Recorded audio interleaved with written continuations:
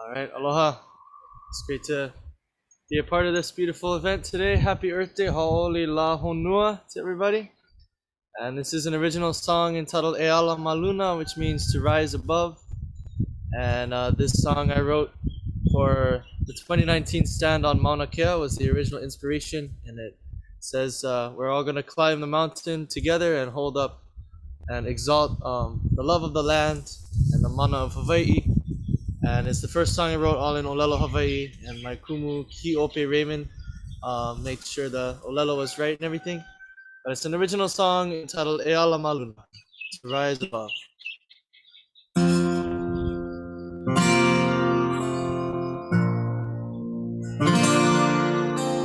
Mai kahia po ka mulilo na wahana o Hawaii ne ala maluna e ala kako koho kako I hanei e kuka ko I ka puru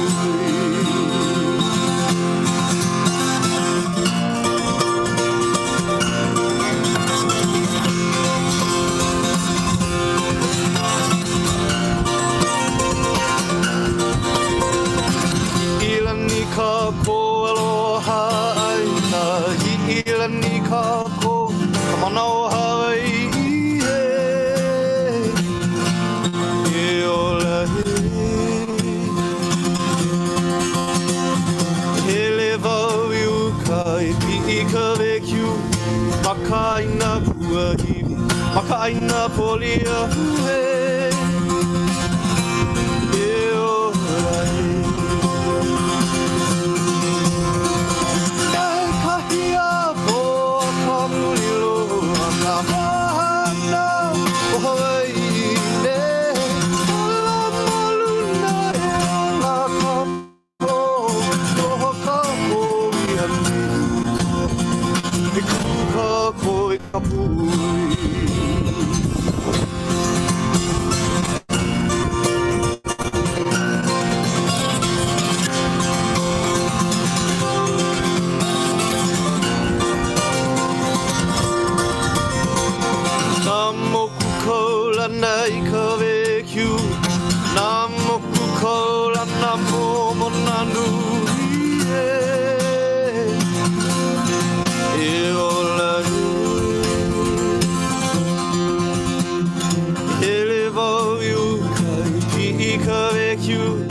makaina kuai makaina polia hue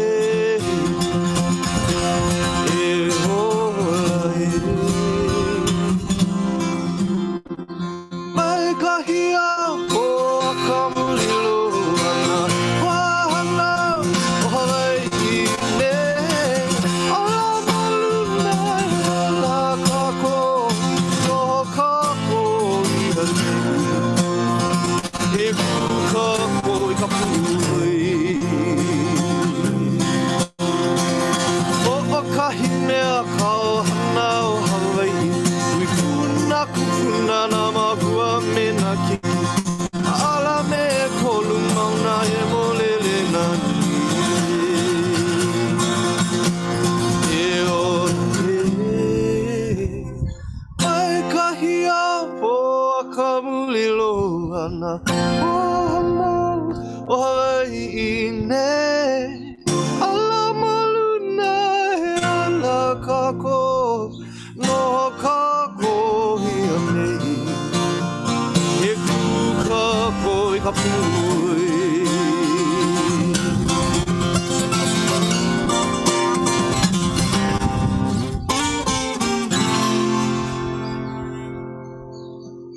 Back to you, Rob. Thank you so much for having me. Happy Earth Day.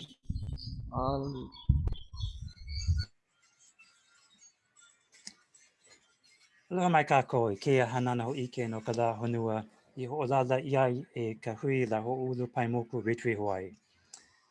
My name is Rob Weltman, and we have an interesting program for you this Earth Day evening with Chip Fletcher, Fern Duvall, and Sonny Gamponia discussing the climate crisis and Hawaii reforestation, how to grow native plants.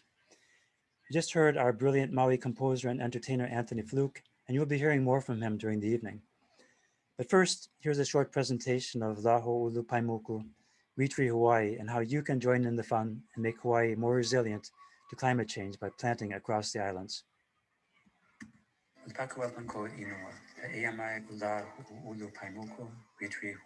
name is Rob Weltman, and I wanted to introduce you to the Laho'olu Paimoku ReTree Hawaii. You can find us at retree-hawaii.org. ReTree Hawaii was formed in 2019 to inform about the climate crisis facing Hawaii and what we need to do to mitigate it. Many of the things, such as transitioning to renewable energy and renewable transportation, are big things that require participation by government and companies and organizations. But there are many things that we can all do together to improve the situation. One of them is planting trees. Trees sequester carbon and provide a lot of other benefits for people on the islands. If you click on sign up on the front page of our website, it'll take you to our homepage here. And if you have a site where you can accept volunteers on some particular date, you can click on register the site. The first time here, it'll ask you to register an account. It'll take you to a page where you can type in your name and an email address and get a confirmation. And then it'll take you into this page where you show where your site is located, give it a name, set goals for number of plants, how many volunteers you can accept, contact information, etc. And then submit. And then here it is. You have created a site. If instead you would like to volunteer at a site, you can choose to either see a map of all the sites that are registered or see a list of all the sites. In this case, we're going to click on see all sites, and then you have a list of sites, and you can scroll among those and then click on view to see one of those, and then sign up. You can either sign up a group or just sign up yourself, and so you need to say how many adults, how many kids, and contact information, etc., and submit, and then you are registered for that site. The third way to participate is to plant at home and then report your plants, and you can do that by clicking on register my home plants. And this is a very simple page where you type in the types of plants, the number of each type of plant. You can optionally take a picture and then indicate if it's okay to give you a shout out on Facebook for planting, and submit, and then your plants will be counted towards our goals of planting across all the regions of all the islands. Besides sequestering carbon, planting also helps with erosion, with maintaining healthy watersheds, with maintaining healthy ocean water quality, and make our islands more beautiful. If you plant native plants, it will also help with restoration of our native Hawaiian habitat of plants and animals.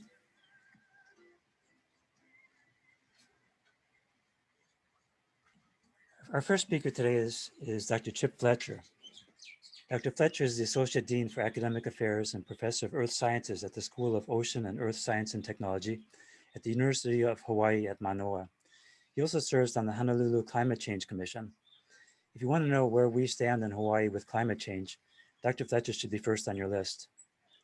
Feel free to type questions as comments into our Facebook Live page at any time. Chip has to leave early this evening, so he will take questions right away afterwards, but the panel will reply to as many others as they can after the presentations. Chip. And thank you everybody for coming this evening.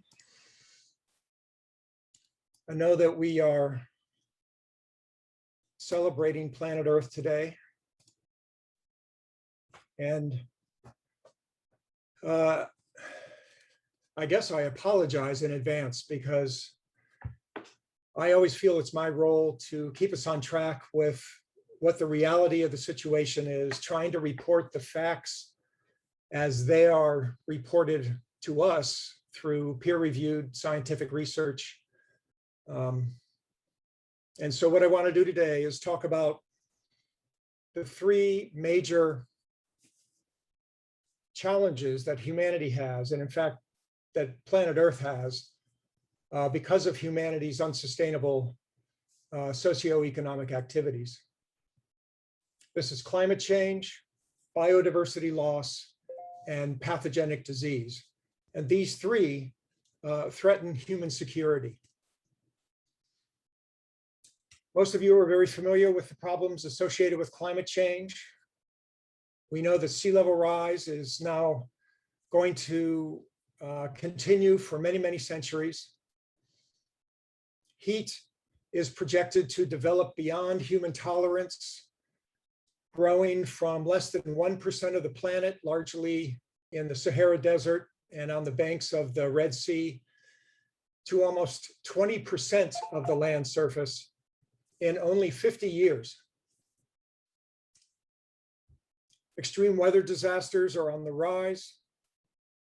We see an increase in the frequency and intensity of extreme weather, and insured losses have tripled just in the last 20 years. There's been a rise in food and water insecurity. We've learned that soy, corn, rice, and wheat, the four staple cereals for the human diet, actually become less nutritious as the level of CO2 in the air rises. We see a decrease in vitamin B complex, iron, zinc. We see a decline in protein content and a rise in carbohydrate content, all because CO2 is rising. And the plant devotes more of its metabolism to the non-edible portions, the leaves, the stalk, the roots, and not to the seed, which is what sustains humanity. Drought, storms, and heat also reduce yield and affect food and water availability. Many of these things combine to increase human displacement. We already have climate migrants on the move. And when we see populations of migrants moving into new areas, looking for new homelands, looking to be embraced by fellow humans, we also find that they are rejected. And this can lead to changing politics, the rise of authoritarian figures running for government. It's been projected that from this point forward, for every 1 degree Celsius additional global warming, approximately 1 billion people will be displaced because of these problems. Meanwhile, we are continuing to turn to nature in unsustainable ways to feed our unsustainable and frankly immoral lifestyles. Humans have altered 70% of the world's lands with mines, roads, industrial farms, cities, and airports. 40% of the world's original forests have been eliminated. The oceans are hotter, more acidic, with 2% less dissolved oxygen since 1950. And we're finding entire species of tropical fish displaced away from the equator as the equator globally becomes too hot to support what had previously been endemic species. In only 30 years, it's projected that the majority of the world's coral reefs will be experiencing annual bleaching, and reef ecosystems cannot sustain this level of stress. An average of 1.3 species goes extinct each year.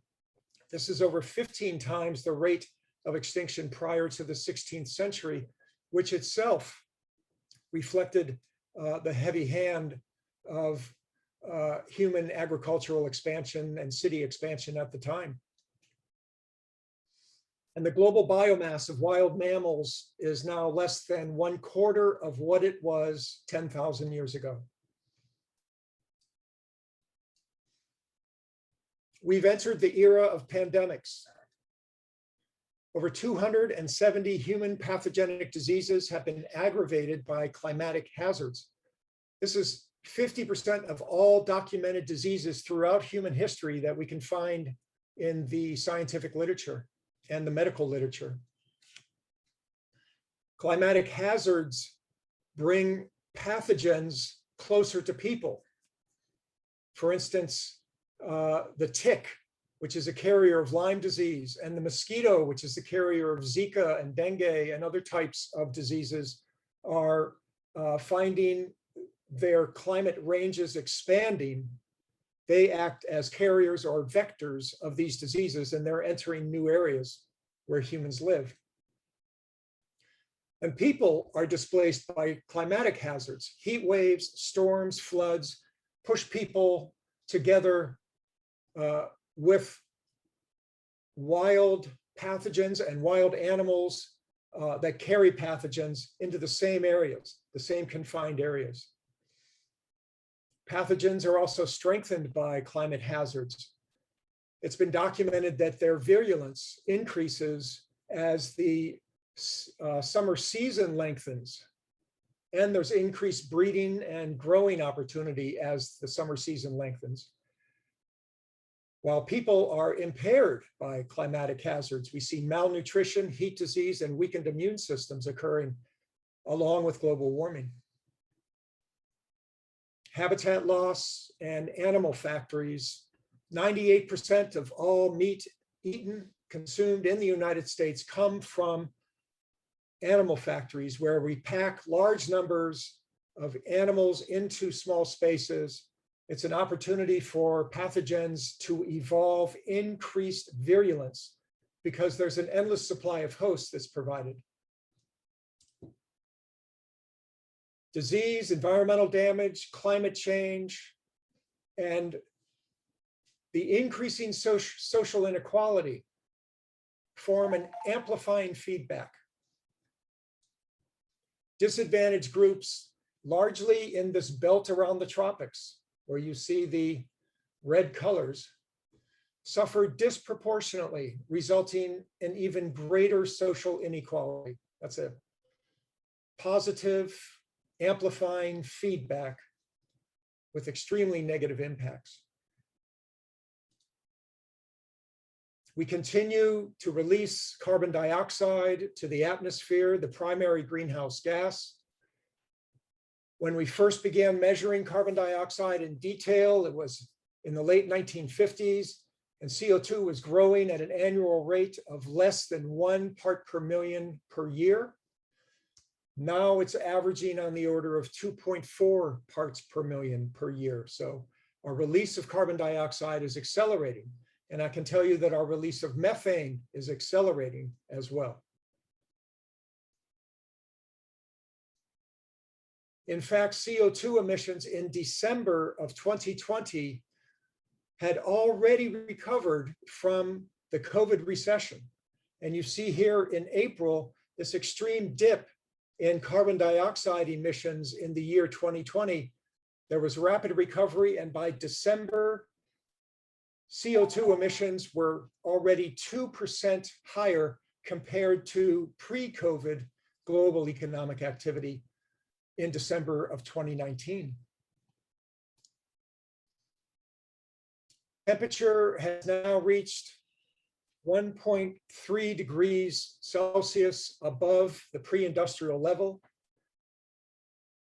The United Nations Paris Climate Agreement challenges every nation, and every nation in turn pledged to cut greenhouse gas emissions to stop global warming at 2 degrees Celsius. And in fact, because of a report that came out in 2019 from the UN, alerting us to how extremely dangerous 1.5 degrees Celsius is, 1.5 degrees C is now the default target for stopping global warming.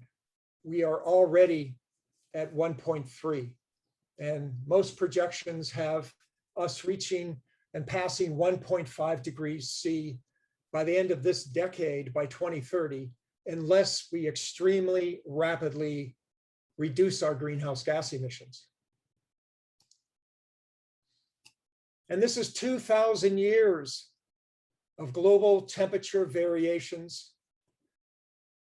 And here we are in the 20th century and the 21st century. And today we are here at 1.3 degrees C above the pre-industrial average temperature. There's news. There's very positive news. The United Kingdom has pledged to cut its greenhouse gas emissions by 78% by the year 2035. And the EU has pledged a 55% reduction by 2030. China is the world's largest greenhouse gas emitter, and it has pledged to reach net zero emissions by 2060. This is considered consistent with stopping warming at 1.5 degrees C. And today, the Biden administration announced that the US would cut greenhouse gas emissions by 52% by the end of this decade. However, all these pledges, when added together, considering every nation, these pledges to reduce emissions actually only give us 1% of the necessary cuts by the end of this decade to stop at 1.5 degrees C. We've heard from the International Energy Agency earlier this week that global economic output is expected to rebound this year and reach 2% higher than 2019. So the projections are that we are coming out of the current recession very rapidly. Unfortunately, we're doing it on the backs of economic recovery fueled by fossil fuels. Demand for all fossil fuels is projected to grow significantly this year. Coal demand alone is projected to increase by 60%. This is more demand than the demand for all the renewables combined this year. And emissions overall are projected to increase 5% this year. This reverses 80% of the drop in emissions from 2020 during the height of the COVID shutdown. And at the end of this year, emissions are projected to end up only a little over 1% below 2019 levels. This demand for fossil fuel energy is largely coming from emerging economies as they recover quickly, and they're using the fuels that are at hand and the infrastructure, the energy infrastructure that is at hand.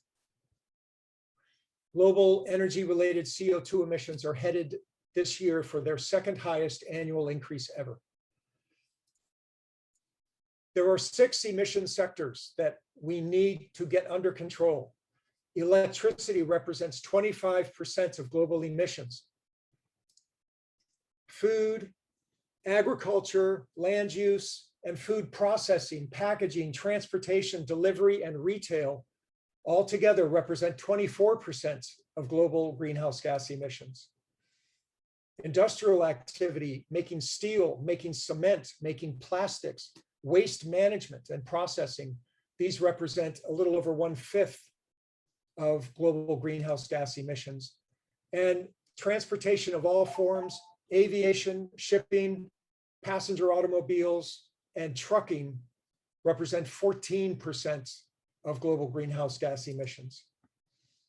Buildings represent 6% through heating and air conditioning, and also electrical powering of appliances, elevators, and other aspects of buildings. And the remaining 10% comes largely from what are known as fugitive emissions, flaring of gases while drilling for oil, and other forms of escaped greenhouse gases. To achieve the cuts that are necessary in all of these sectors, it will require government stepping forward and taking responsibility for this problem. Government stepped forward in incredibly unique ways in the year 2020, back in March and April, shutting down the global economy. People understand dramatic government action when it has a clearly communicated and strong scientific basis. A huge problem, though, is that our government employees, our government agencies are not plugged into the crisis, the emergency, the fact that the house is on fire. They aren't plugged into the urgency of the situation. The commercial sector has to embrace a low carbon marketplace, and every single one of us, every part of society has to experience transformational change. By the end of this decade, emissions must fall by 40 to 50%. 50% of all cars globally need to be electric. Coal use has to dive from supplying 30% of global energy in 2019 to only 6%. And every year forward, including this year, we have to add 5 times more solar power than our best year in the past. 1/3 to 1/2 of all buildings around the planet need to be retrofitted for efficiency and electrification of all forms of energy. And there needs to be an agricultural revolution, both in planetary health. We need to get away from eating meat. The number of malnourished people is exceeded by the number of overweight and obese on this planet. We have a broken food system. And we need a revolution in sustainable food production. We need to stop treating soil like it's dirt.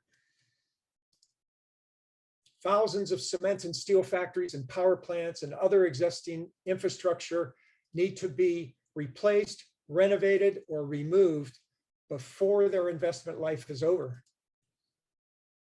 Nature is our best ally in fighting climate change, biodiversity loss, and increasing human health. Preserving natural ecosystems and expanding their capacity is the quickest and most important step that we can do. Regenerative agriculture will prevent soil from losing its carbon to the atmosphere, and instead it will treat soil as a natural sequestration ally in this problem. We need to stay informed. Every one of us needs to be able to communicate effectively about climate change.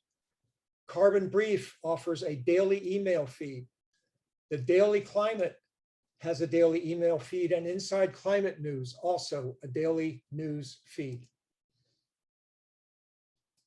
It will take collective political will, removing fossil fuel subsidies, incentivizing renewable energy and electric vehicles, revealing the morally harmful nature of fossil fuels, building carbon neutral cities, divesting from assets linked to dirty fossil fuels, strengthening climate education and engagement in our schools, including the carbon footprint of purchases and pricing the true cost of carbon. Making peace with nature is the defining task of the 21st century. And this is the message of the United Nations. Thank you very much.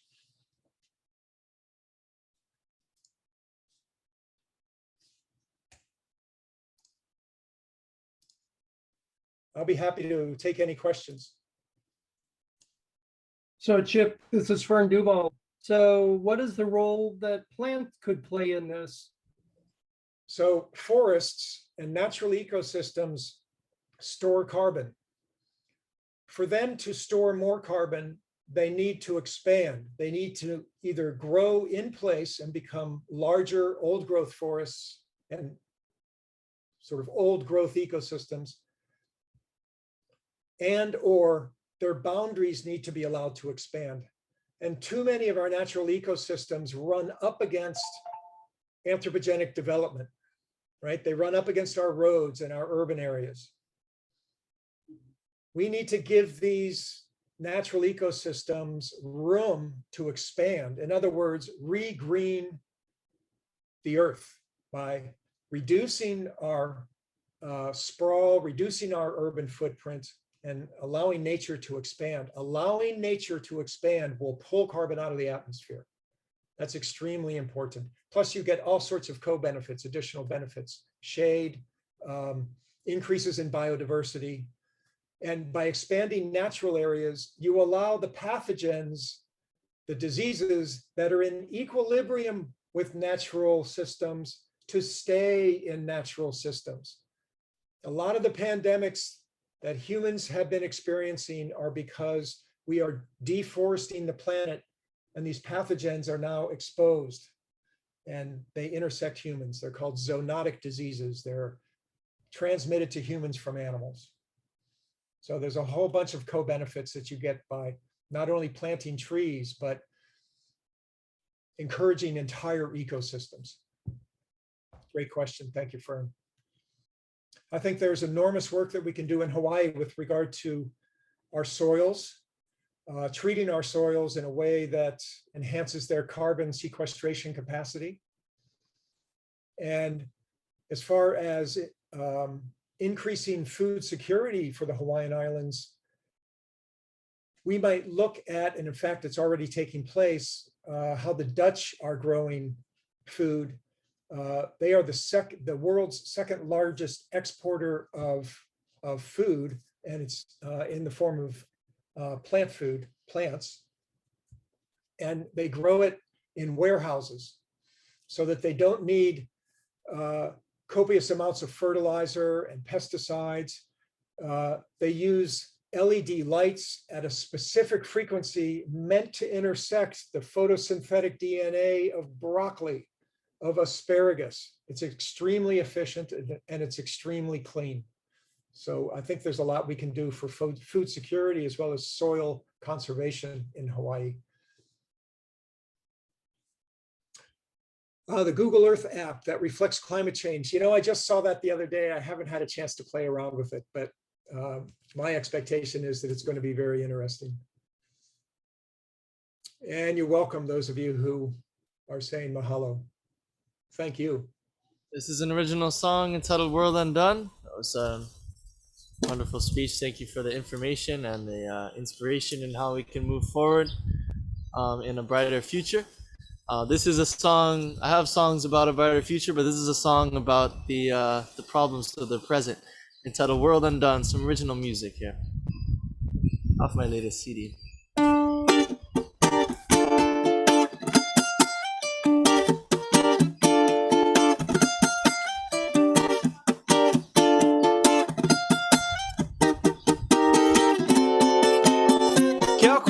Put us here to love and give thanks, but we must not take advantage and destroy our feet. He gave us the might so we have the freedom to create, but we destroy our earth and fight over racism. I'm trying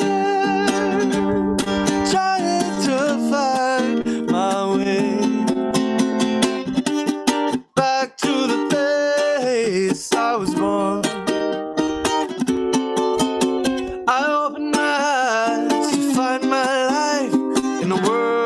Come undone.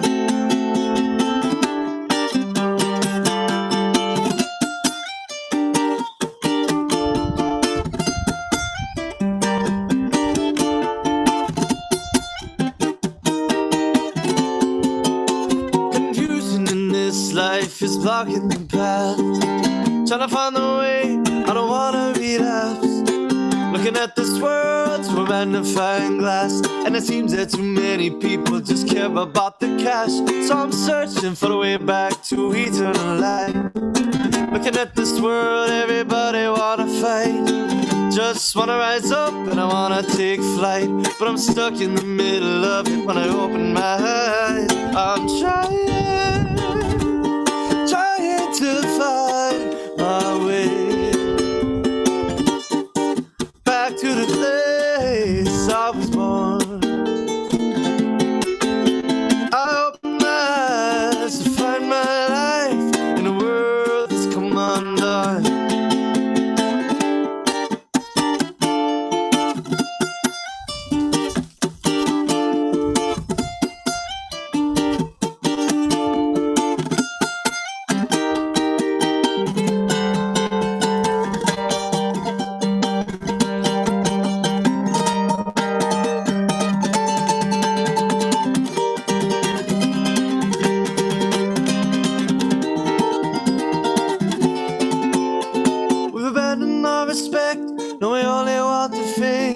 Transformed our resistance to such a silly game.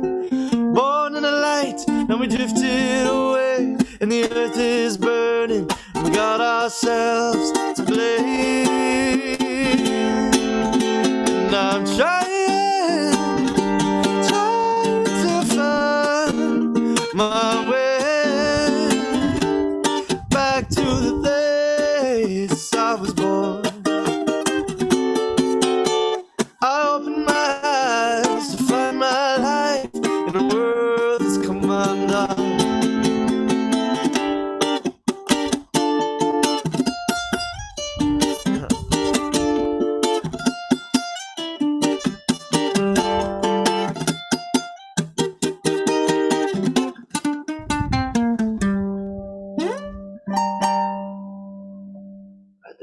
guys. Got one more song. Mahalo. Thank you so much, Rob Wilman and ReTree Hawaii. Happy Earth Day. Thank you, Dr. Fletcher, and thank you, Anthony. Our next speaker is Dr. Fern Duvall. Dr. Duvall has worked since 1984 for the DLNR Forestry and Wildlife for the longest time as wildlife biologist and now a program manager for native ecosystems protection and management. Native ecosystems, native wildlife, plant recovery, enhancement and protection, those have been his work areas for all those years. Ya'oi, Fern. So thank you very much, Rob. And thanks to Chip, if you're still listening. It was a great talk. So yeah, I've been on Maui since the fall of 1986. And for me, I used to stand at the airport and look up to the mountain of Haleakalā and realize that everything I looked at had a lot of settlement and pastures and open areas and wasn't really forested. And I did forest bird work for a long time. And that sort of surprised me. And it's sort of the basis that I have today for what I'm going to talk about, the Mauna Lei concept for Haleakalā and reforesting the island of Maui.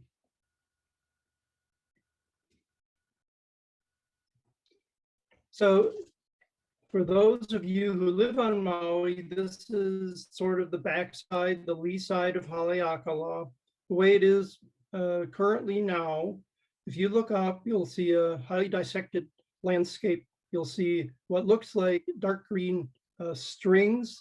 Those are strings of vegetation, but you don't see a contiguous forest that goes on the mountain where the clouds are at and where the rainfall falls. And so knowing that this is another one of the faces of the pyramid of Haleakalā, something is really wrong. And so I'm hoping to sort of point out what we know and how we are working on that at the state level and with partners and with volunteers. So this picture shows is something I have from the Leeward Haleakalā Watershed Partnership. And they work in close collaboration with the Division of Forestry and Wildlife from the state of Hawaii. And the thing I have this slide up there for is to show that the various colored, let's see if I can turn this on, the various colored polygons, starting here, going all the way around the mountain to here. I want you to notice two things. There is a beige area, which is actually forested. This is an area which needs forestry, needs to have the trees put back. If you're standing at the airport and you look up, this is what you see. You see the ranches, you see areas that are largely devoid of major vegetation, meaning forests. And on this side, this is what I'm going to speak to in particular, because one of the areas that I do manage is the Nakula Natural Area Reserve and the adjacent Kahikinui Forest Reserve managed by the Forestry Department within our division are side by side.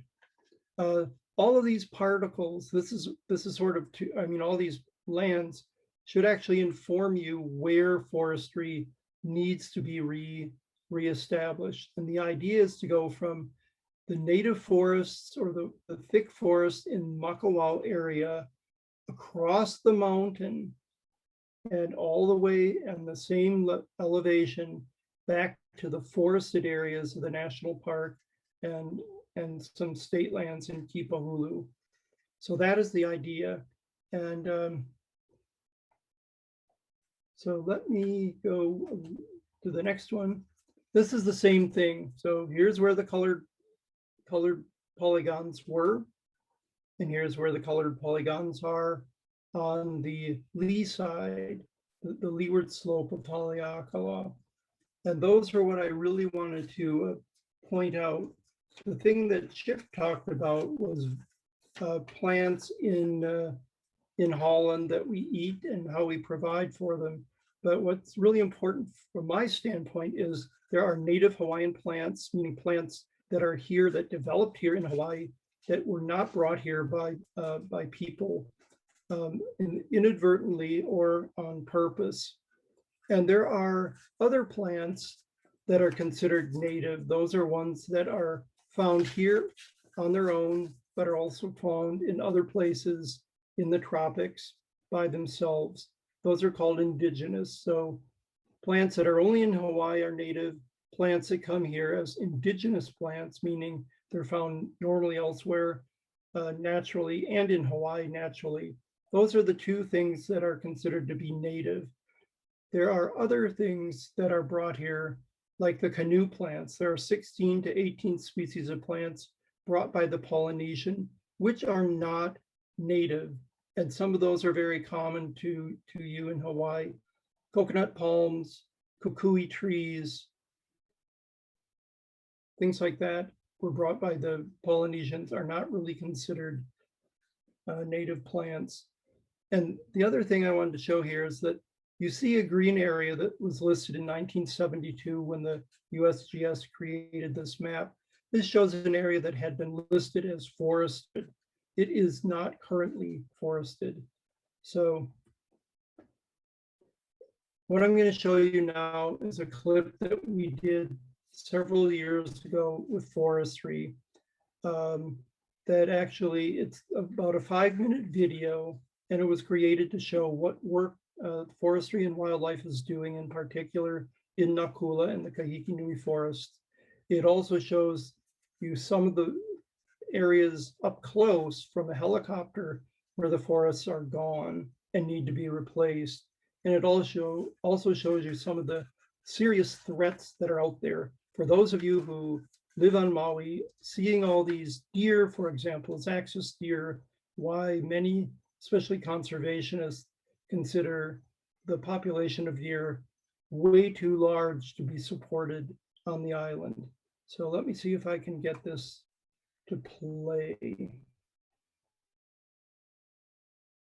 And then On the leeward slopes of Haleakalā, mesic forests of koa and ohia once grew at the same elevations where clouds banked against and around the mountain each day, completing a lay of green from the wet side to the dry side. Modern science now understands the old Hawaiian olelo.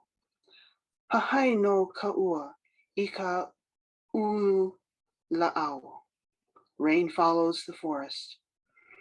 Hawaiian forest trees evolved to collect moisture from clouds touching their leaves, condensing and dripping water down to their roots, even on days without rain.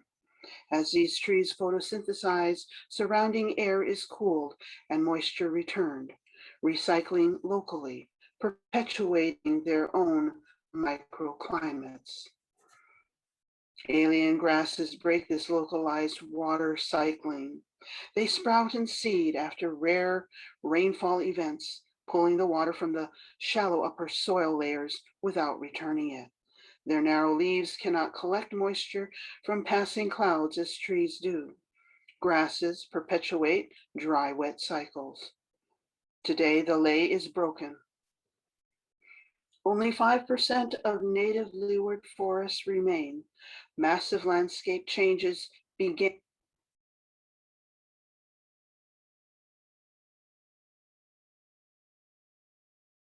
in the 1790s with the gifts from early European sailors. Goats, pigs, axis deer. And finally, cattle were released on all the Hawaiian islands, where few native plants are protected with poisons or thorns. And there are no natural predators. Their numbers exploded. Now native plants can only escape hungry mouths in deep gulches. 2,000-pound cattle trample and compact soil where once the heaviest animals were flightless geese. The leeward landscapes we see today are artificial and unsustainable zombie forests. As Ko and Ohia die of old age, there are no future generations to replace them. The slopes degrade to grass, then barren soils, washing onto reefs until only bedrock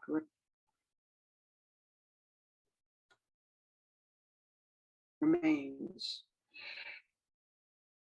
Recovering entire landscapes begins with fencing out grazing animals. Together with partners, 13,000 acres are now protected on leeward Haleakalā. Parcels are prioritized, routes chosen, and fences are built slowly.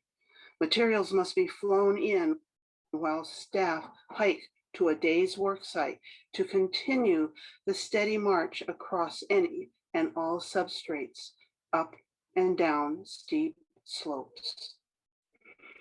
After fencing, planting can begin. From 2013 to the present, 250,000 native trees and shrubs, 12 species, have been replanted in these protected areas.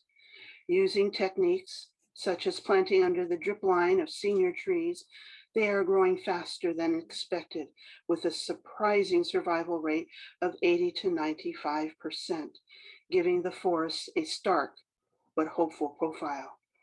Now, the canopy of senior trees has a generation of na keiki below it. Middle generations will grow in time, and natives can spread back out from deep ravines.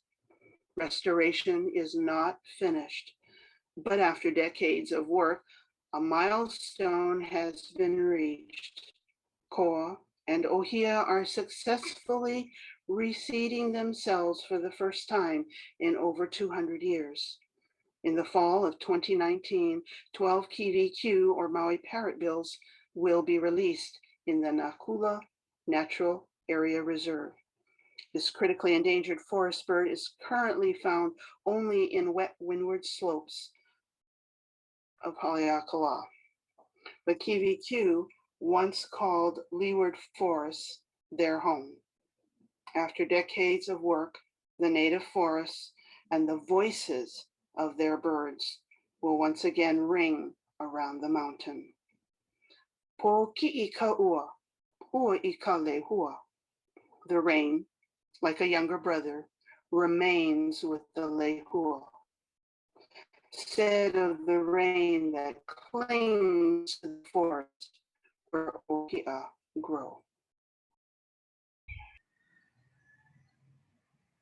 Okay, I'm now going to move to the area that I specifically work at, which is the Nakula Natural Area Reserve. Where my cursor is, I'll show you an invisible line. There's an invisible line that comes up here, sort of between Mauka and Unit, and goes back down.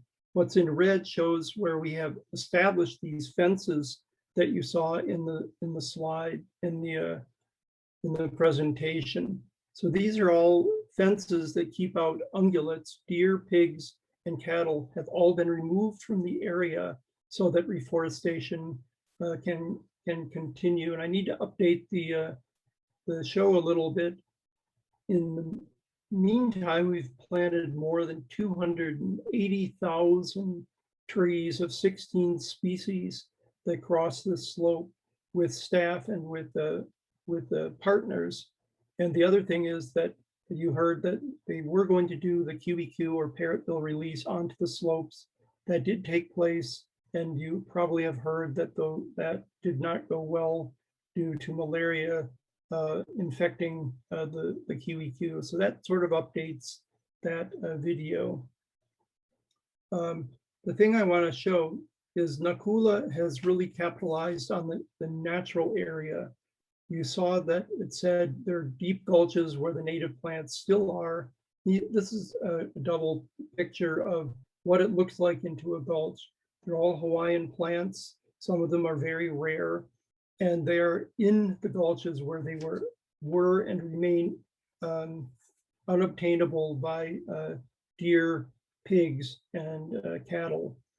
On the slopes that you saw, the ridges, So all the areas that are brown here is actually like an African grassland. They're African species of grass and very little else. That's what we're trying to reforest and have been working with the 280,000 trees on. So how did we do it? In some places, we poisoned the grass with a herbicide that's pretty much specific to grasses. And then we've gone in with staff and with lots of volunteers, some of them listening to this presentation for sure, Andy Fox and others. And then we've taken out trees such as here showing in a dibble 2 ready to be planted out, an ohia lehua, and we put them into the gulch. So it's really something that we need lots of partners for, and we'll need lots of partners for into the future. So sort of keep yourself aware that there may be calls for volunteers to go to remote areas. Generally, you get helicoptered in, have to spend 7 days in the field because it's very expensive to get people into the field, and it takes a lot of time. The slopes are extremely steep. But the plan, once we get people there, this is sort of what they do. Here's ongoing planting. You see the person here with young plants ready to go out and others that are preparing digging holes. And we've had a remarkable response of the plants, in part because I think the forest used to be there rather short time ago, and there's still a memory in the soil and a fungal memory in the soil of what species should be there. And so the native trees, like these young koa trees in this example, have taken off. We have trees that are 20 feet tall in 5 years through a great deal of diligence and outplanting. Here are some of the older trees that remained. So these are the young trees that either come up from roots or have directly been planted as new species by us and our partners. Then I sort of want to end with this. Why we do this is based on the Natural Area Reserve. The reason we do this is wildlife restoration, water restoration, and reef protection. We have numerous things. Here's one of the land mammals found in the Hawaiian Islands and nowhere else. This is the Hawaiian bat, or opea. This is QEQ, or parrotbill. Apapane, Nene already live on the site, and Ua'u, the Hawaiian petrel, already live on the site. And as soon as you put out native species, A'ali'i and koa, you can get fantastic invertebrate species, snails, and in this case, the koa bug, which is a very large metallic jewel of an insect that shows back up on the landscape. So this is why we do it. We want to have clear reefs down at the ocean. We want to have water for people, water for plants, water for the forest, and we want to restore the native wildlife that has its right on the land that used to be there and needs to be restored in bigger numbers.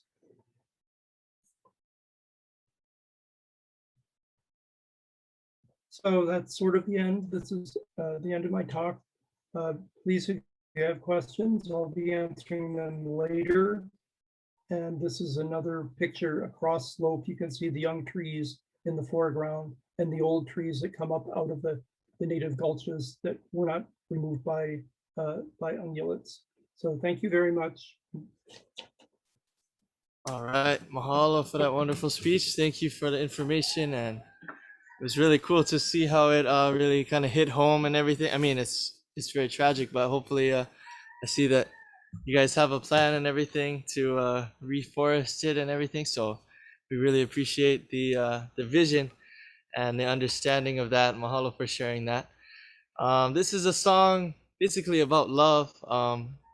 A medley of a couple of my original songs off my album. All the music I've been playing today is off my CD. You can find my music at my website, mauianthony.com. Really appreciate the opportunity to share these songs today in the honor of Kahonua, Eola Kahonua. kalani a ala ka honua was a phrase that was taught to me by my very first kumu ke aloha Jared de los Santos, which means when the heavens cry, the earth lives. And indeed, when we have this rain and we have this beautiful winter we just had, we have some new life and a new opportunity to create this world the best we can possibly make it. And it's our kuleana to protect this world in that way. And this is a couple songs called Island Love and the Spirit of Love. I'd like to leave you with this message. Thank you so much for having me, and mahalo nui loa. Haole la honua.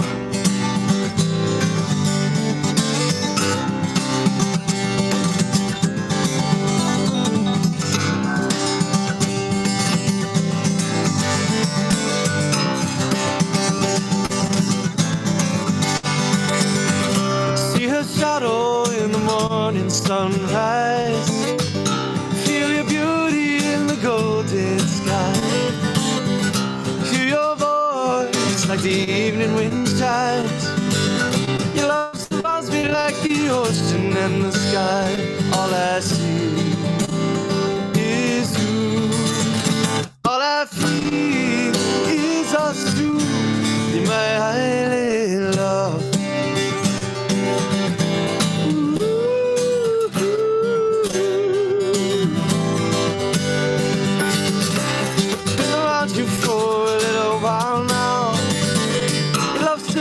Brighter than the sun rays on Haleakalā.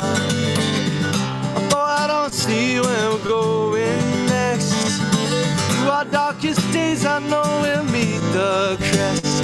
All I see is you. All I feel is us two. You're my island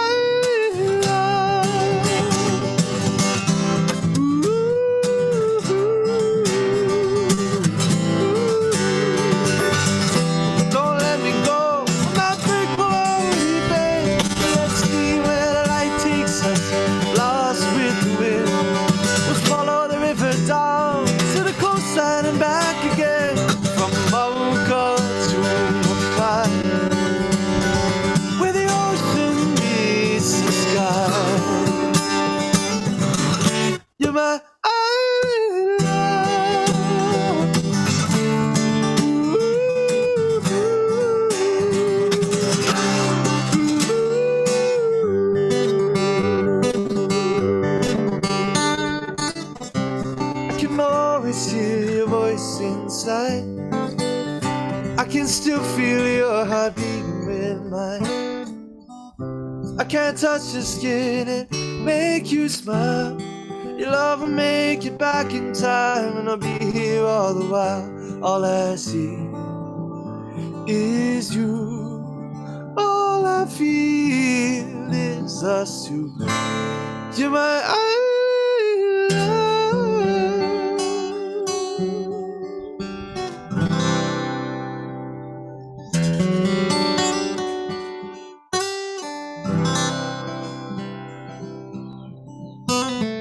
I woke to my ancestors calling me with an open heart.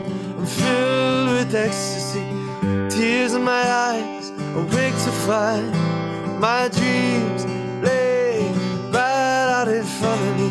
Feeling warm, feeling able to carry out the message, the voice of a symphony, and birds, trees, waves are contributing. Life's eternal song, the sound of our history. With a deep inhale, a gather of emotion, exhaling the voice from above, singing the spirit of love.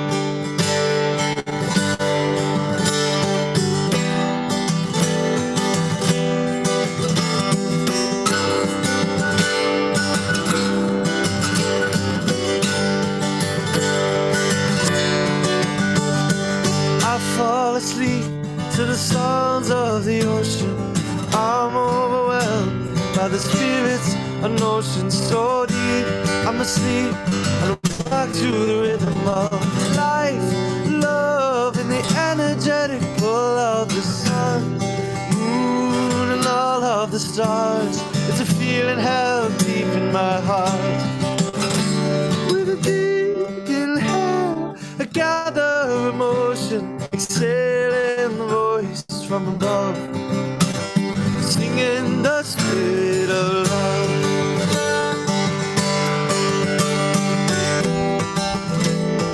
This is the spirit of love.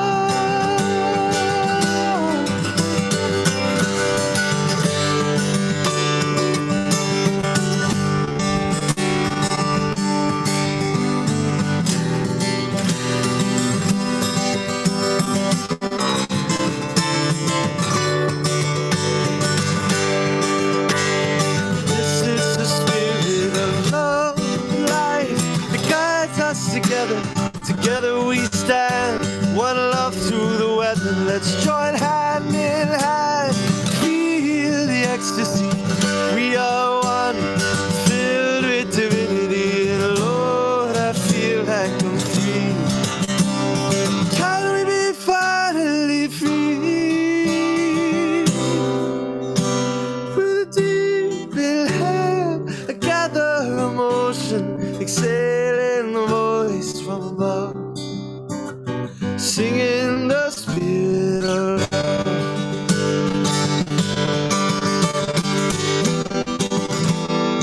This is the spirit of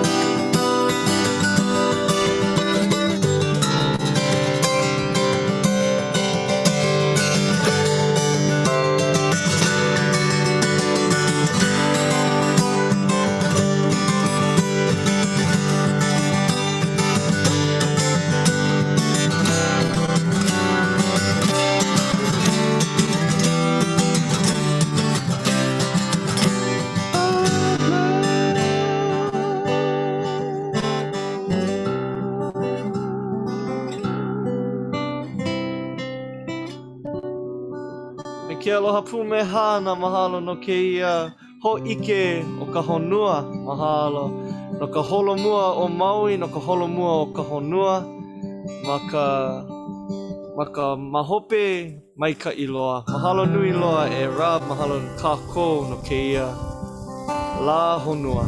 Mahalo nui.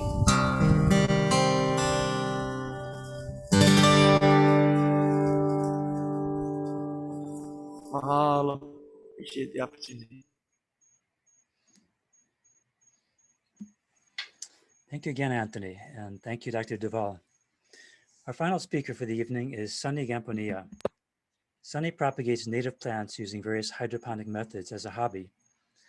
It's his penance, he says, for planting non-native invasive species around Camp Malahia as a teenager, as he now works to restore native plant communities anywhere near his childhood stomping grounds, including Kealia National Wildlife Refuge. Ya'oi, e Sonny. Well, thanks. Let's see. Okay, I got to get this right. All right. Hi, I'm Sonny Gamponia, but enough about me. I got 20 minutes to tell this story, so I'm just going to get on with it. Oh, Anthony, you're fantastic, and I feel and such an honor to be the closer for Chip and Fern. I mean, like, so I'm like the closer for. Is there a video on me? I don't even see me on here. So anyhow, I'm like a closer for talks here. So start from the beginning. Before any humans set foot on the island of Maui, roots of native plant communities were working their magic in our island soil. Yeah, these are like closed captions, so I don't have to remember what I'm going to say. So the Hawaiian, just these soils created like in the endemic species capital of the world for plants, for insects, for birds. And what this map is from the Atlas of Maui. What I love about it is if you know what plants go in which zone, you can almost visualize what this looks like in like the land before time, 2,000 years ago, 3,000 years ago. So this is that red diamond there is where my house is, kind of like in the dunes. It's on the edge of the dunes. And I want to bring back the plants that help create the earth in my neighborhood. That just seemed like a noble thing to do. And it's the plants that are going to do it.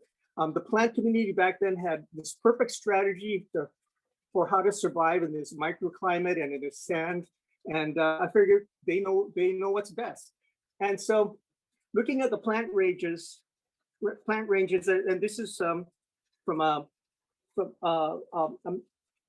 study, or it was a document put out that Sam Gan had turned me on to, where they looked at all the plant ranges of all the native species, and you could see, if you pulled up the right plants, you could see what was growing around our house. A'ali'i and Nayo was like everywhere, just everything is green. Aveobeo, Ilima, Puakala, Uhaloa are kind of like the low shrubs. And I used to play in the dunes around our house, and I would see Uhaloa, and to see that, you see it coming back is just a familiarity. So the native roots that grew here had like lots of practice, many years of practice adapting to the soil. So that's got to be pretty good. But by 2017, this is what it looked like flying into Kahului. Hawaii had become the species and extension capital of the world, not just by, and that's over years. And what the dominant vegetation was grasses, buffalo grasses, which are like the mentor of alien species. And it hosted like 6 other of the 100 most invasive species in the world. So 6% of the invasive species are taking up the island, and 2 years later, 25,000 acres burned across central Maui and Lahaina, and within about 30 feet of the visitor center at Kealia. Now, when we have weeks of 90-degree weather, this constant heat, excessive heat, leaves they know to adjust their cells to keep from losing water. A lot of them the leaves will just get smaller. Pohina looks so unimpressive. There's just stems and little leaves. Willy loses their leaves altogether. They just try and retain the water that they have.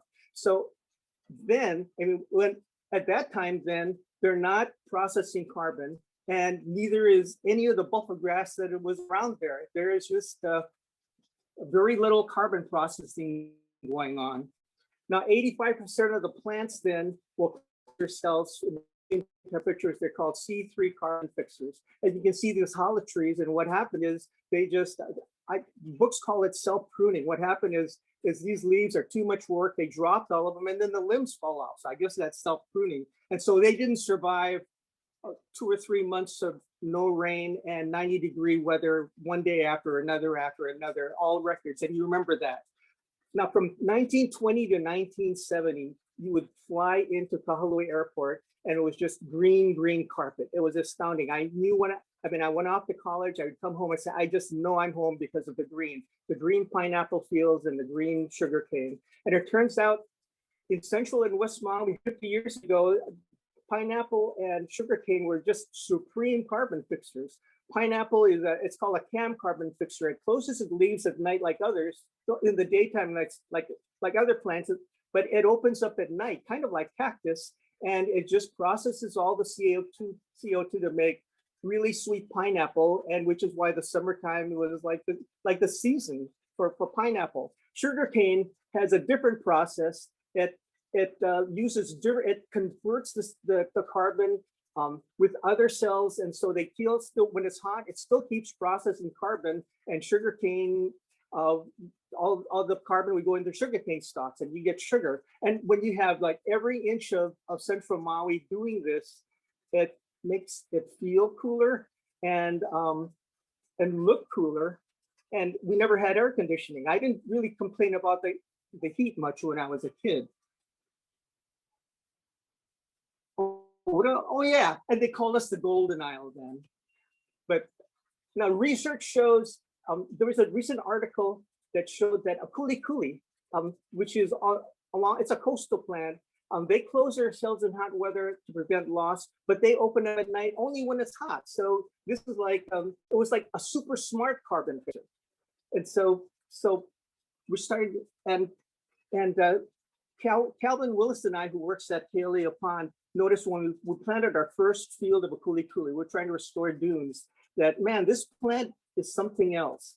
It would take morning dew or a passing cloud, keep it on all the leaves, and you'd see droplets on all the leaves, and the perimeter of the plant colony would show moisture all around. And he said, wow, this that so it retains moisture, it attracts moisture, and it was a little like George Monroe's idea that that North pines are a cloud catcher with droplets on its roof, or that and koa with the straight veins and dropping the drops right below their plants makes a great host plant. So yeah, these cloud catchers, but this is a low elevation cloud catcher that's like ankle height.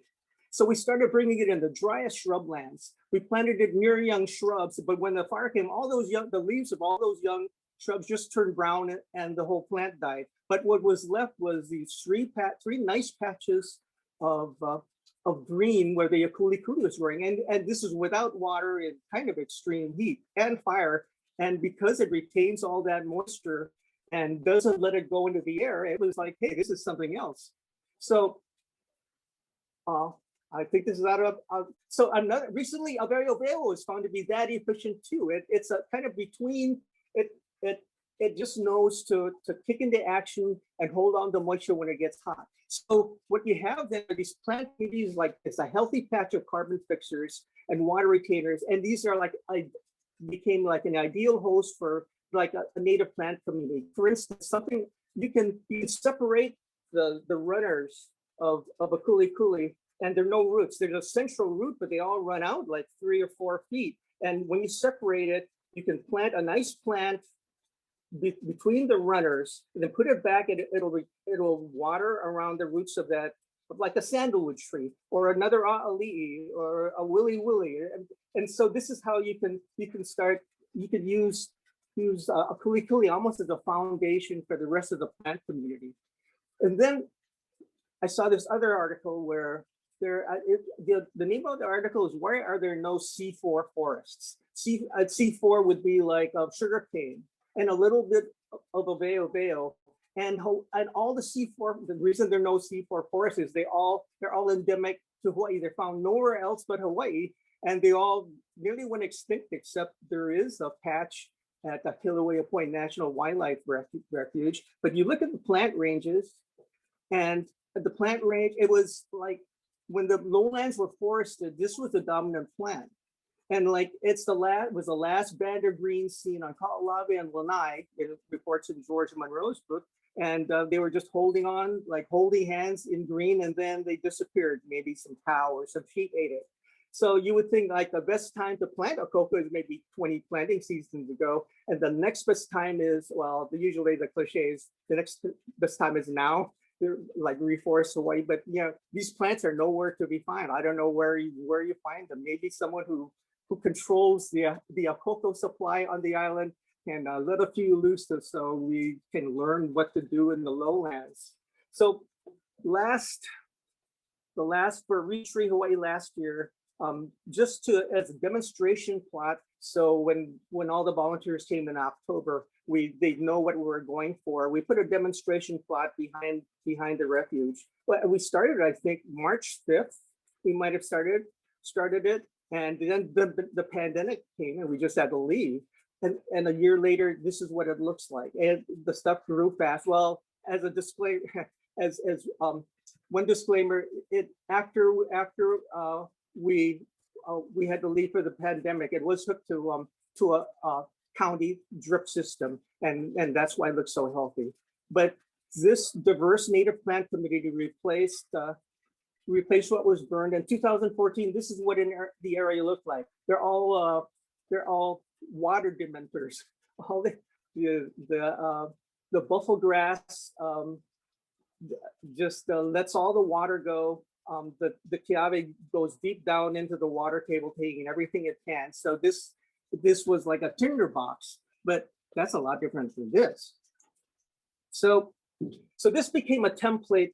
And this is the whole learning process. Planting native plants in the driest part, we get maybe 9 inches of rain in a lousy year, 12 to 16 inches normally. And we've been through some 9-inch years and some 17-inch years. So it's a learning process to what you can grow. But in that clip I showed you, that photo I showed you, we had a nice mix of carbon fixers, like a kuli and a veo, and Niopapa acts like a carbon fixer because it stays green through every season and in the driest parts. Nitrogen fixtures like Willy Willy, Aviki Viki, Ojai are nitrogen fixtures. So you have plants that retain moisture, process carbon, and we have seed spreaders like Aveo Veo, Puakala, Uhaloa, Ali'i. I mean, they'll spread seeds and little keiki will come out everywhere. And so you have kind of a dynamic system.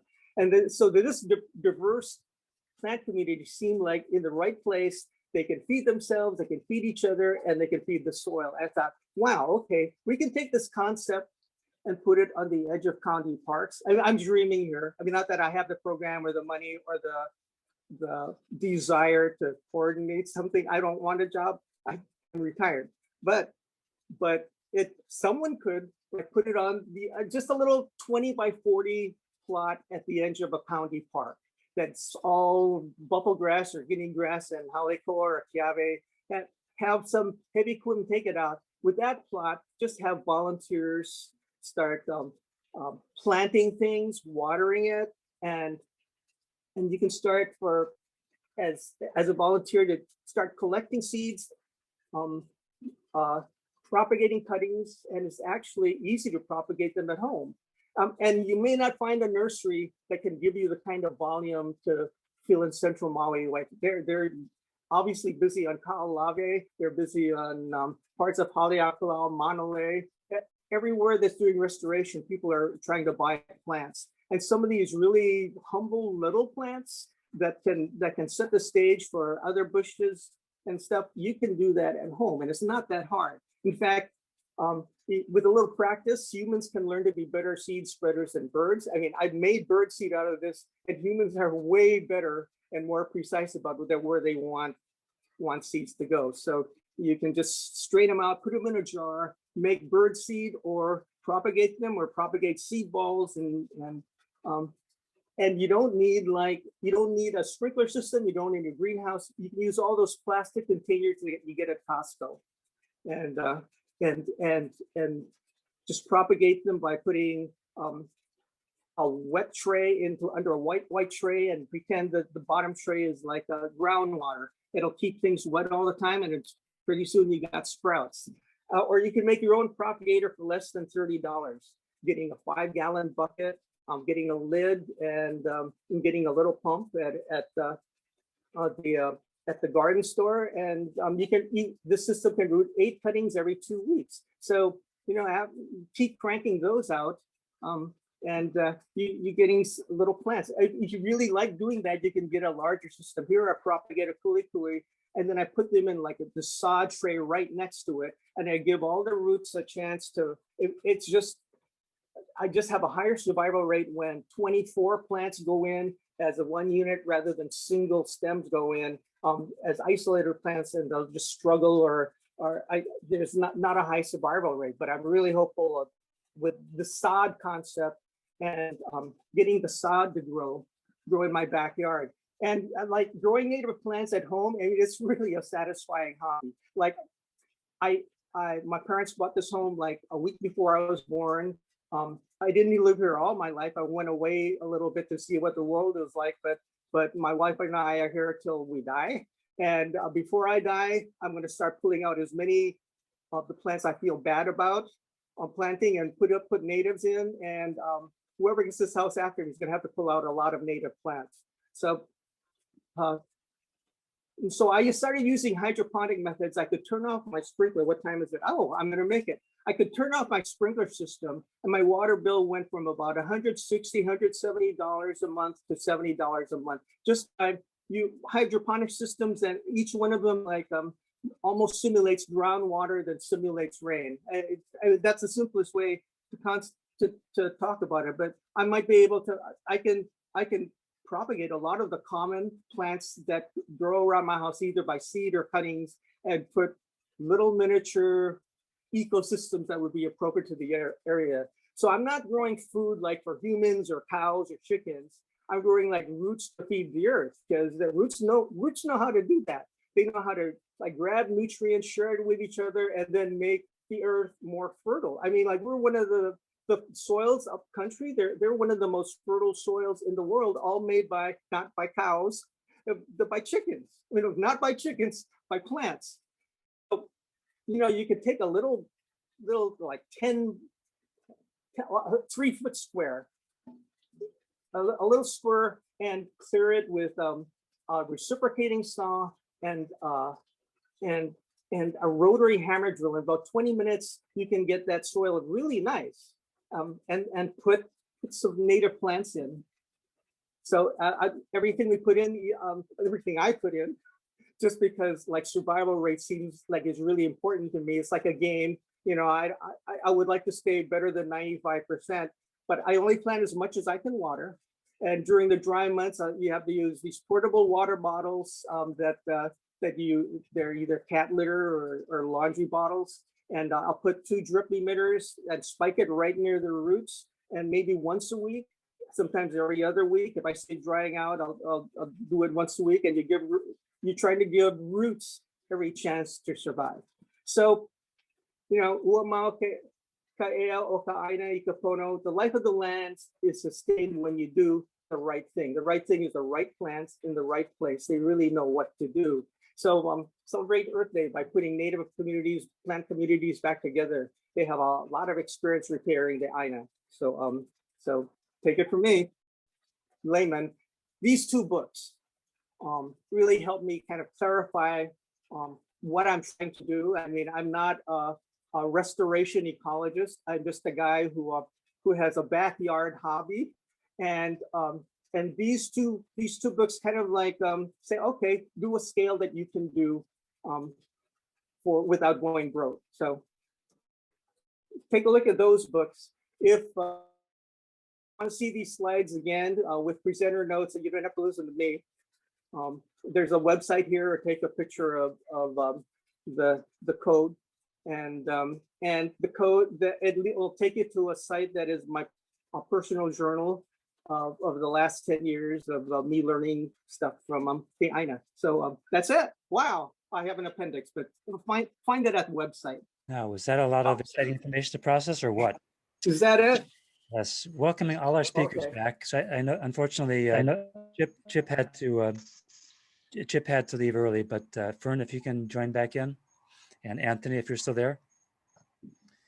We have some questions that people have typed in on Facebook, and Andy has made them available to us in chat. And first, I just want to read off a response from Chip to a question from Dave.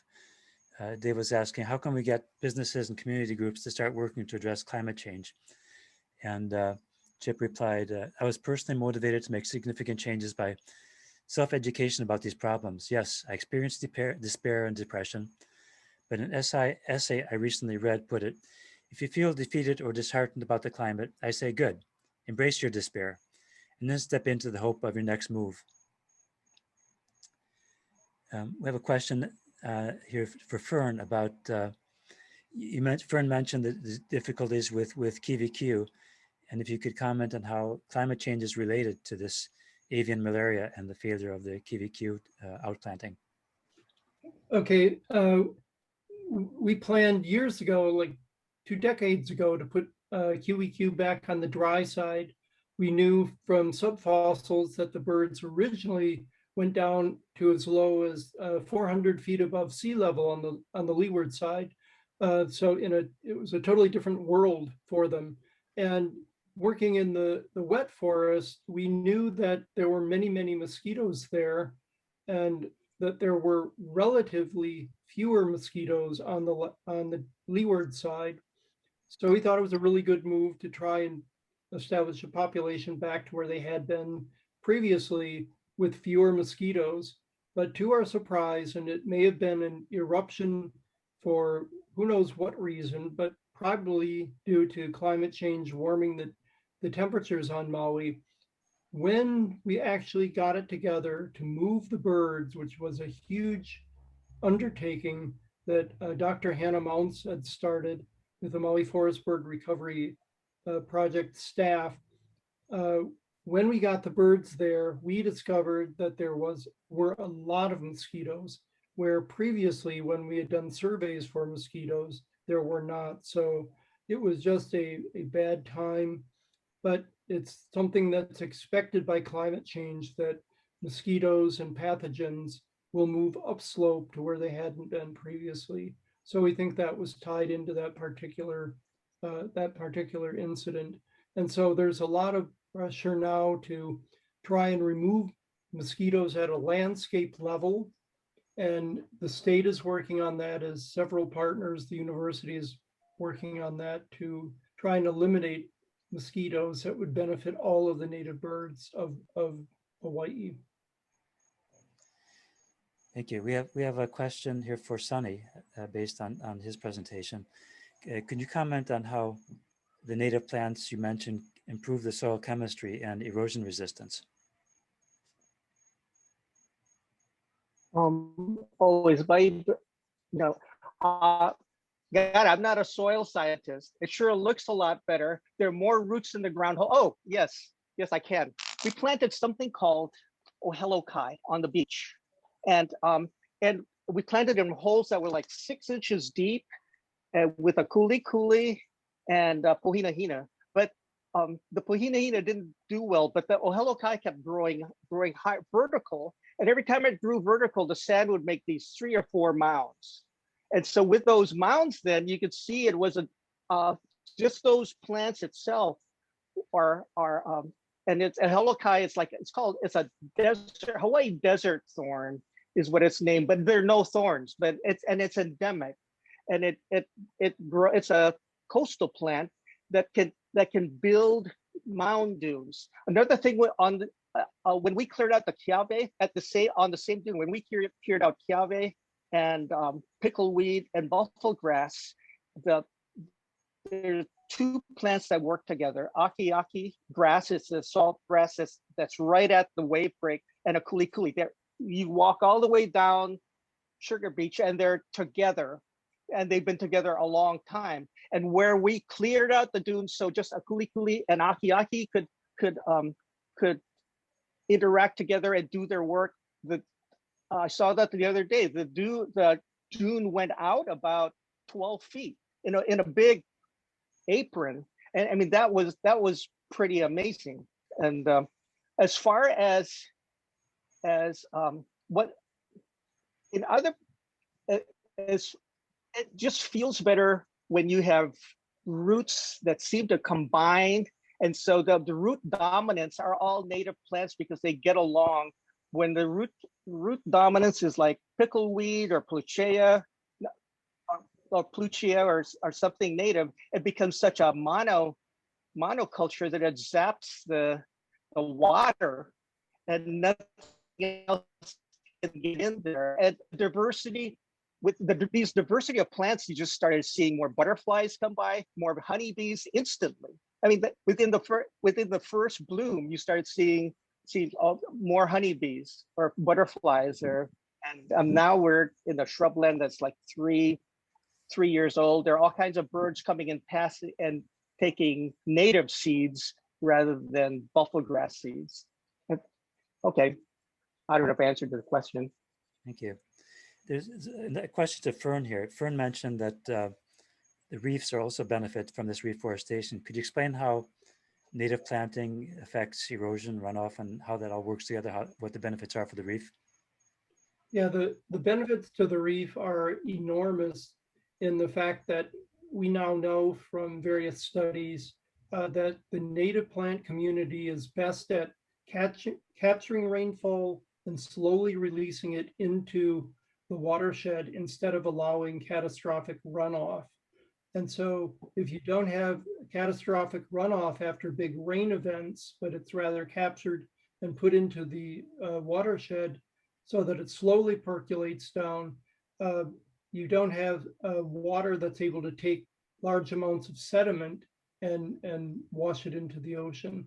The other big thing, of course, to know is that ungulates that eat the vegetation and make open soil, they're always sort of working against it. So where we've been fencing and increasing the forest, the other thing is the knowledge that we also have to manage the forest by removing the threats to the forest.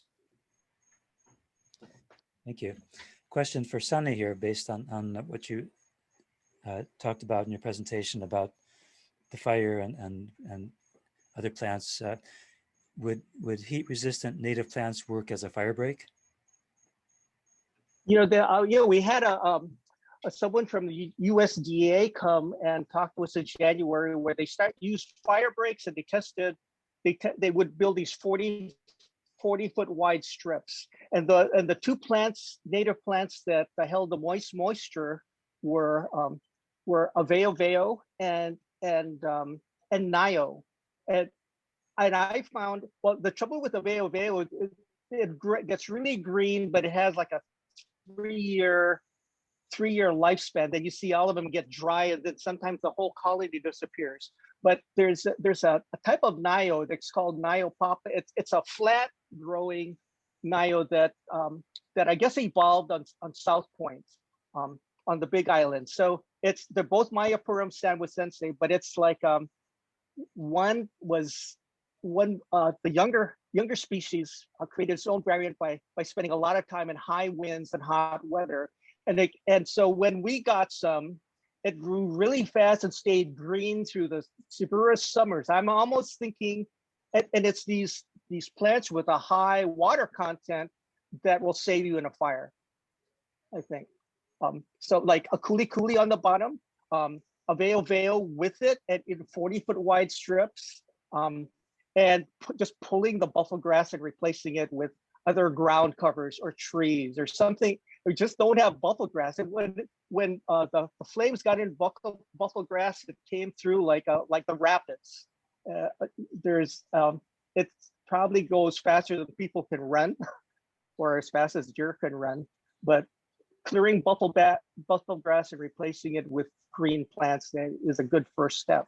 And it's not that hard. Agriculture grows all kinds of things. Just start using the strips around in gullies, and use heavy equipment to make a nice little place to plant something that's 10 by 20 feet long. Thank you. We had a question from Fern here about how he envisions being able to accept volunteers again. Everything has been closed down pretty much because of the pandemic. Are there specific criteria? Will it be available to vaccinated volunteers ahead of other people?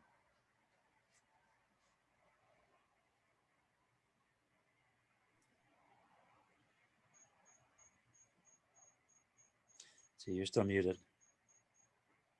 Down at the bottom, Fern. Yeah, okay, I think I'm off of mute now. I wanted to respond a little bit to what Sonny was saying. The state has been really looking in areas that have native ecosystems nearby to really do this fire breaks using native and green plants that do not carry fire well. And some of the benefits that we've seen is that yellow-faced bees, which is an endangered native bee of Hawaii, has actually started using fire breaks using native plants such as Elima and things like that. So there is a real attempt to, in certain areas, to try to see how efficient it is to break fire cycles, to have what's called a green fire break using native plants. So I just wanted to let Sonny know that too. And then let's see, the question about volunteers. Yes, we're still just coming out of the phase where people need to be vaccinated, and we have problems with how many people can we put in a helicopter? How do we get people to stay in tents in the field and have separate things for cooking and for doing all the bodily functions that people have to do in the field, and keep them separated. So we're not there yet for a large part. We're not even there with our staff, getting staff to go in the way they used to and the numbers they used to, and using certain sites. So that's why I said it's some time off, but once we get that figured out, yes, we will need volunteers to work with us and to work with the state. We're just not there yet. It's not safe for people. It's not safe for staff currently. but it's getting there. So I'm very hopeful. I'm going to give the last word here to Anthony. And if you're there, Anthony. Oh, maybe we may have lost him. Okay, let's see. I have a note here from the chat that this is building on what Sonny said, that there are a couple of community groups. Oh, yeah, I'm here. Aloha. Yes. So I'd like to give you the last word to your thoughts on Earth Day and what you would like people to take away from this. I'm so honored by hearing all the information, and I have a basic understanding of what's going on, but it's pretty minimal because I'm really busy in what I'm doing. But I really appreciate the education today, most of all, in all the ways that we can keep it going and keep this Hawaiian resurgence going, not only in the culture and the music, but in the aina is most important, because once we feed the aina feeds us, and it's a mutual relationship that can continue on forever if we use it wisely. We've seen some fires, we've seen some things that kind of indicate to us, lava flows indicate to us that there's things we need to change as a people to malama the aina, because the aina won't always malama us if it's not a mutual relationship. So we appreciate the facts and the ike and all the wisdom from all of your na'al that come out and really show us the way of the future and show us the way that we can all be sustainable on this island. So I appreciate the opportunity to share what I have to offer for this beautiful day, and I'm looking forward to next year's ReTree Hawaii Earth Day special on Facebook. So thank you so much, Rob Weltman, for all that you do for Maui, for Hawaii, for the Honua, and mahalo kako, mahalo to all the wonderful speakers tonight. And I really appreciate being a part of this beautiful event. Mahalo nui. Very well put. Thank you very much. And to all of our speakers and all of our audience here, thank you very much. And Earth Day is over, this Earth Day, but the Earth is not over. And as Anthony said, we all have a responsibility to make sure that the Earth will support humans and plants and animals for many generations to come. Aloha. Hey.